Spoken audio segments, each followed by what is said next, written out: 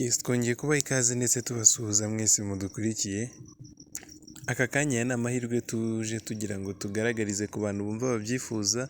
Hari abantu bagiye bifuza kumenya byinshi kuri iyi application ya Binance, ariko wenda bimwe ntibabibone nk'uko bikwiriye. Ariko hano hashyizweho uburyo bushya bwo kuba wakurikirana amasomo amwe n'amwe ya Binance mu bufatanye na East Africa. Urabona ko hano hejuru hariho ko ari East Africa Newbies Walkthrough Edition. Starts in 1 hour. Hano ni ibyahise, ariko bari barimo bavuga yuko wenda n'igihe ntago navuga ngo cyari cyagenda cyane, igihe cyo kiracyahari cyo kugira ngo ube wakomeza kubikurikirana, kuko urabona ko hano ni ibireba cyane cyane u Rwanda n'u Burundi, uko byibura nibo abantu duhuza ururimi.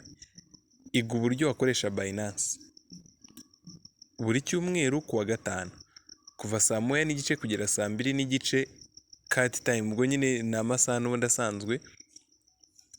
Mbere na mbere byatangiye kuri 27.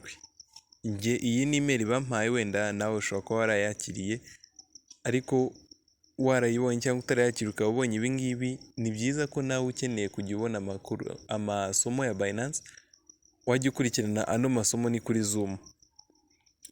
Ibya mbere ni tariki 27 z'ukwezi kwa mbere na 2023 saa 1:30 za nimugoroba. Urabona yuko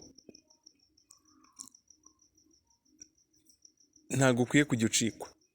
Baravuga ko ari buri wa Gatanu, aho gukurikirana amasomo ni kuri Zoom. Bimwe mu byo bazarebamo week 1 ubwo ni iyo 27.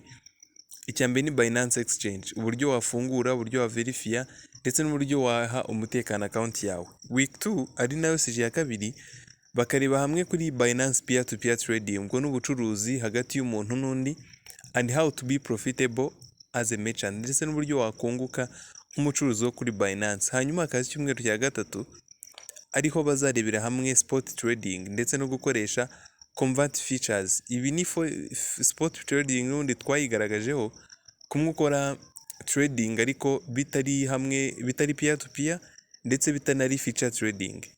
Ubwo ni kumwe ushobora kugura nk'amacoin runaka ukongera ukayagurisha mu buryo bworoshye. Ibyo nibyo bya feature trade, bya spot trading, bidasaba ibintu bijyanye n'ama stop loss, ntago bisaba ubumenyi burenze cyane. Ndetse no gukoresha kano ga feature ka convert ikoreshwa mu kuvana mu bwoko bumwe bwa crypto ushyira mu bundi, nabyo twabikozeho video. Icya kane bazaba bareba kuri Binance in nk'uko twayigaragaje ibamo ibintu byinshi. Ubwo nabyo bafite ukuntu bazagenda babinyuramo. Hanyuma week 5 ari nayo ya nyuma hari Binance derivatives. Ibi byose ni ibintu bazacamo muri bino byumweru 5 byo guhugura abantu mu gukoresha Binance. Ushobora gumakinga kalenda yawe ukajya ubasha gukurikirana no masomo kuri Binance mu gihe ukeneye kuyakurikirana, cyangwa se ukajya umenya no masaha ya buri wa Gatanu. Reka rero dusoreze hano, kwari kugaragaza no mahirwe.